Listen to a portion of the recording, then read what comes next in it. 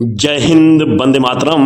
व्यक्तित्व की उदात्तता की ओर धीरे धीरे अग्रसर होने वाले युवा वर्ग, इस वीडियो के माध्यम से हम हिंदी साहित्य के इतिहास से जुड़ेंगे। इस कड़ी में हम जानेंगे कि हिंदी साहित्य के इतिहास का विभाजन कैसे हुआ, इसका समुचित काल विभाजन किस तरह से है, किस किस व्यक्तित्वों ने, किन किन व्यक्तित्वों ने इनके विभाजन में अहम भूमिका निभाई।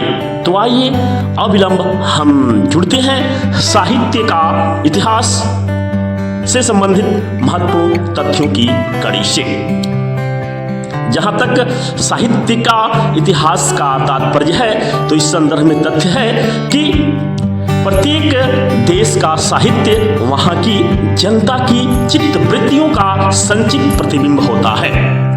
यह निश्चित है कि जनता की चित्तवृत्ति परिवर्तन के साथ साथ साहित्य के स्वरूप में भी परिवर्तन कर के चलती रहती है। आदि से अंत तक इन्हीं अर्थात जनता की चित्तवृत्तियों को परखते हुए साहित्य परंपरा के साथ सामंजन बिठाने का कार्य चलता आ रहा है। इस तरह की प्रवृत्तियों का अध्ययन करने वाला भाग ही साहित्य का इतिहास कहलाता है। अर्थात रामचंद्र शुक्ल ने अपने इतिहास, साहित्य के इतिहास के संदर्भ में जो विचार दिए हैं वे मुख्यतः स्पष्ट हैं और सबसे अधिक प्राथमिकता वे रखते हैं।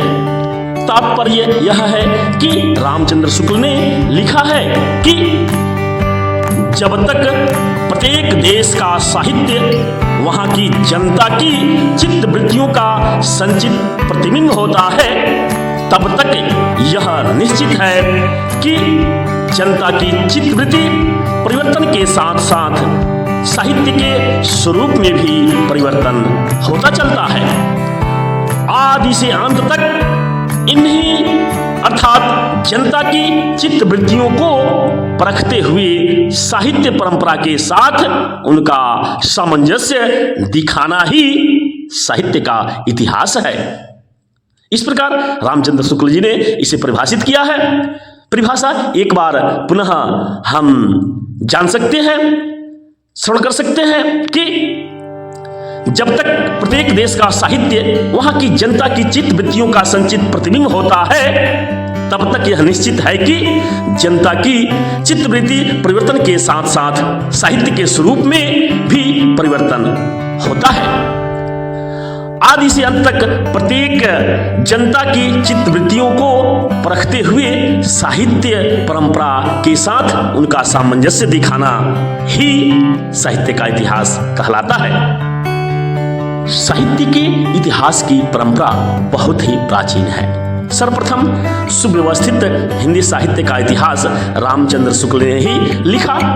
इसके पूर्व में कई साहित्यकारों ने अपने विचार इस संदर्भ में दिए हैं। सबसे पहले अपने विचार को केंद्रित करने वाले फ्रेंच के साहित्यकार हैं गारसा द तासी। गारसा द तासी ने फ्रेंच भाषा में अपने विचारों को व्यक्त किया है। उस पुस्तक का नाम है हिस्toire de la littérature हिंदुस्तानी।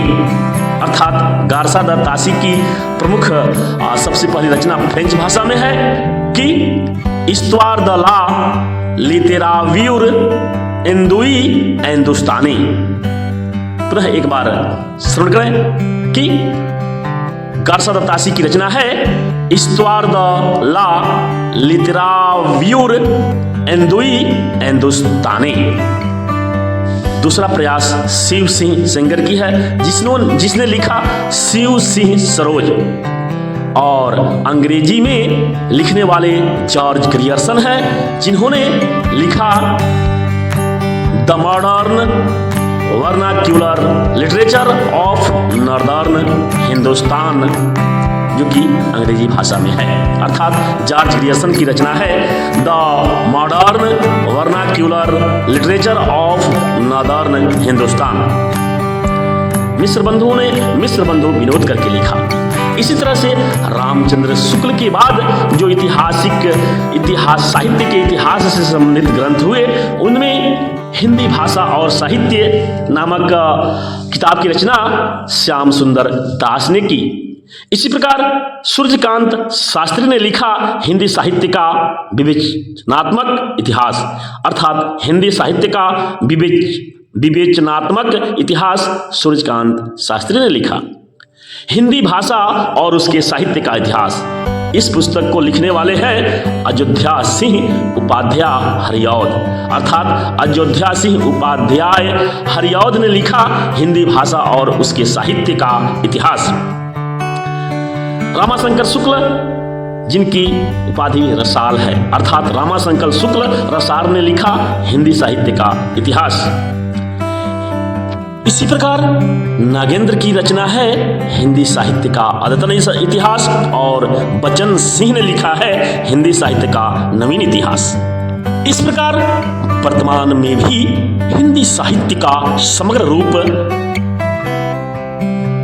भिन्न भिन्न साहित्य लेखकों के द्वारा जो विचार दिया गया है, उससे संबंधित पुस्तकों का हमने अवलोकन किया।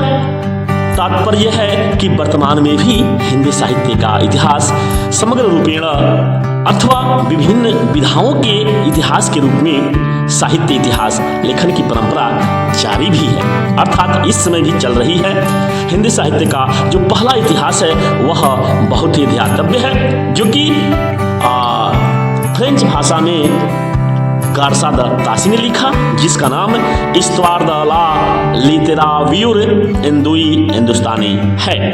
जहां तक साहित्य का इतिहास काल विभाजन की दृष्टि से है, तो इस संदर्भ में जो प्रमुख तथ्य हैं उनका हम अवलोकन करेंगे आगे। तो आइए प्रस्तुत है काल विभाजन की आवश्यकता क्यों पड़ी। सर्वप्रथम आचार्य रामचंद्र शुक्ल ने काल विभाजन की आवश्यकता को स्पष्ट करते हुए जो अपनी अवधारणा दी, उन्होंने लिखा कि शिक्षित जनता की जिन जिन चित्तवृत्तियों के अनुसार हमारे साहित्य के स्वरूप में जो परिवर्तन होते आए हैं, जिन जिन प्रभावों की प्रेरणा से काव्यधारा की भिन्न भिन्न शाखाएं फूटती रही हैं, उन सबके सम्यक निरूपण तथा उसकी दृष्टि से किए गए सुसंगत काल विभाजन के बिना साहित्य के इतिहास का सच्चा अध्ययन करना कठिन दिखाई पड़ता है। इसलिए उन्होंने ऐसा महसूस किया कि समग्र रूप से काल विभाजन की दृष्टि से ही साहित्य के इतिहास की अच्छी तरह से अध्ययन किया जा सकता है।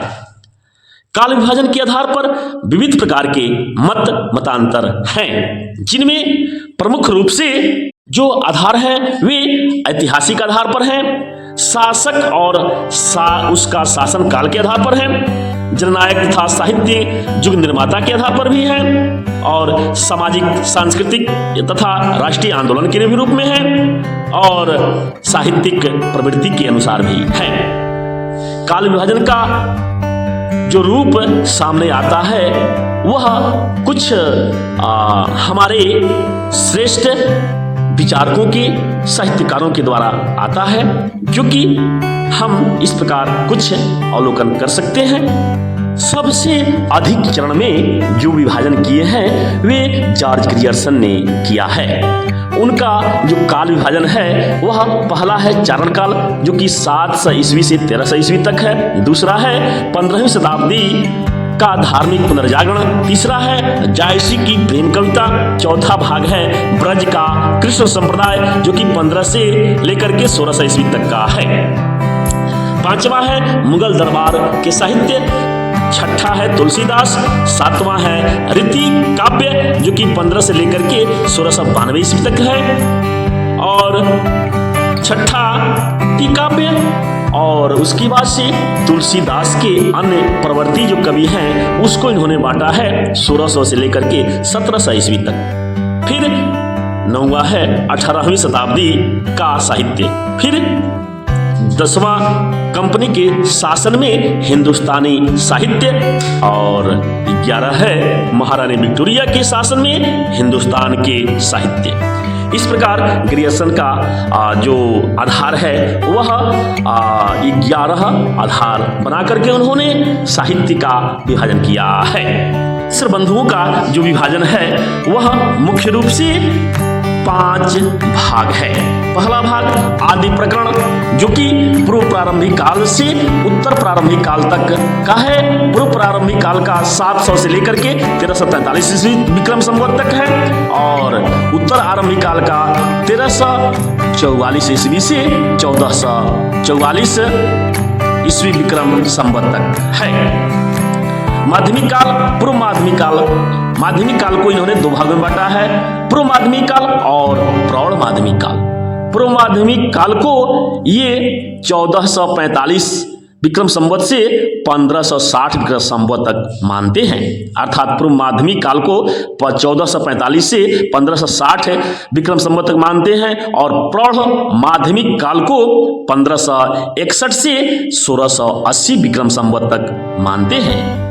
तीसरा जो काल विभाजन है इनका, पहला हुआ आदि प्रकरण, दूसरा हुआ माध्यमिक काल, तीसरा हुआ अलंकृत काल। अलंकृत काल को भी इन्होंने 2 भागों में बांट करके सम्यक अध्ययन किया है। पहला है पूर्व अलंकृत काल और दूसरा है उत्तर अलंकृत काल। पूर्व अलंकृत काल को 1681 ईस्वी से 1790 विक्रम संवत तक मानते हैं, अर्थात 1681 से 1790 ईस्वी तक 1681 से 1790 विक्रम संवत तक। उत्तर अलंकृत काल को 1791 से 1889 विक्रम संवत तक। चौथा काल है, अर्थात पहला हुआ आदि प्रकरण काल, दूसरा माध्यमिक काल और तीसरा अलंकृत काल, चौथा हुआ परिवर्तन काल। परिवर्तन काल का समय निर्धारण इन्होंने किया है 1890 विक्रम संवत से 1925 विक्रम संवत तक। और 5वां है इनका वर्तमान काल, जो कि 1926 विक्रम संवत से अब तक का काल है। इसी प्रकार सर्वाधिक जो काल विभाजन का रूप है वह है आचार्य रामचंद्र शुक्ल का। इन्होंने पूरे साहित्य को 4 काल विभाजनों में बांटा है। पहला जो काल है वह वीरगाथा काल है, दूसरा भक्ति काल है, तीसरा रीति काल है और चौथा गद्य काल है। पहला वीरगाथा काल, जो कि संवत 1050 से 1375 तक है, और दूसरा है भक्ति काल, जो कि 1375 से 1700 विक्रम संवत तक है। तीसरा है रीति काल, जो कि 1700 से लेकर के 1900 विक्रम संवत तक है, और चौथा है गद्य काल, जो कि 1900 से लेकर के 1984 विक्रम संवत तक है। रामचंद्र शुक्ल की समाधि आचार्य हजारी प्रसाद द्विवेदी ने भी काल विभाजन को 4 भागों में रखा है। आदिकाल, भक्ति काल, रीति काल और आधुनिक काल। आदिकाल, भक्ति काल, रीति काल और आधुनिक काल। रामचंद्र शुक्ल ने आदि काल को वीरगाथा काल कहा, भक्ति काल ज्यों का त्यों है, रीति काल ज्यों का त्यों है, और चौथे गद्य काल को आचार्य हजारी प्रसाद द्विवेदी ने आधुनिक काल की संज्ञा दे दी है। तो जो आचार्य हजारी प्रसाद द्विवेदी का काल विभाजन है ये भी श्रेयस्कर है। आदिकाल इन्होंने संवत 1000 से 1350 विक्रम संवत तक माना है। भक्ति काल को 1350 से 1700 ईस्वी तक विक्रम संवत तक माना है। रीति काल को 1700 लेकर के 1900 विक्रम संवत तक माना है, और आधुनिक काल को 1900 ईस्वी विक्रम संवत से आज तक माना है। सर्वाधिक जो प्रचलित और श्रेष्ठ काल विभाजन है वह है आदर्श काल विभाजन। वह इस प्रकार है, आदिकाल को, आदिकाल साहित्य की रचना जो है वह 1000 से लेकर के 1350 ईस्वी तक की काल को आदिकाल के नाम से जाना जाता है। पूर्व मध्यकाल, जिसको भक्ति काल भी कहते हैं, यह 1350 से 1650 ईस्वी तक माना जाता है, जो कि सर्वस्वीकृत है। और उत्तर मध्यकाल अर्थात इसे रीति काल के नाम से जाना जाता है, जो कि 1650 ईस्वी से लेकर के 1850 ईस्वी तक का है। और चौथा जो काल विभाजन है वह है आधुनिक काल, जिसको आधुनिक काल को कई भागों में बांटा गया है। आधुनिक काल भारतेंदु युग, द्वितीय युग, छायावाद युग, प्रगति युग और नई कविता। आधुनिक काल की शुरुआत 1850 ईस्वी से आगे तक का है, जो कि विविध प्रकार की प्रवृत्तियां इसमें शामिल हैं। भारतेंदु युगीन काव्य 1850 ईस्वी से 1900 ईस्वी तक है। द्वितीय युगीन काल 1900 से लेकर के 1918 ईस्वी तक है। छायावाद युग 1918 ईस्वी से लेकर के 1938 ईस्वी तक है। और प्रगति प्रयोग युग, प्रगति या प्रयोगवादी साहित्य की जो काल है वह है 1938 से 1953 ईस्वी तक। और नई कविता का जो अवधि है वह है 1953 से अद्यतन तक। तो इस प्रकार आप साहित्य के इतिहास का काल विभाजन से संबंधित प्रमुख तथ्यों की कड़ी से जुड़े। अब अगले वीडियो में हम आदिकाल से एवं भक्ति काल से जुड़ेंगे, जो कि जल्द ही आपके लिए प्रस्तुत होगी। तब तक के लिए जय हिंद, वंदे मातरम।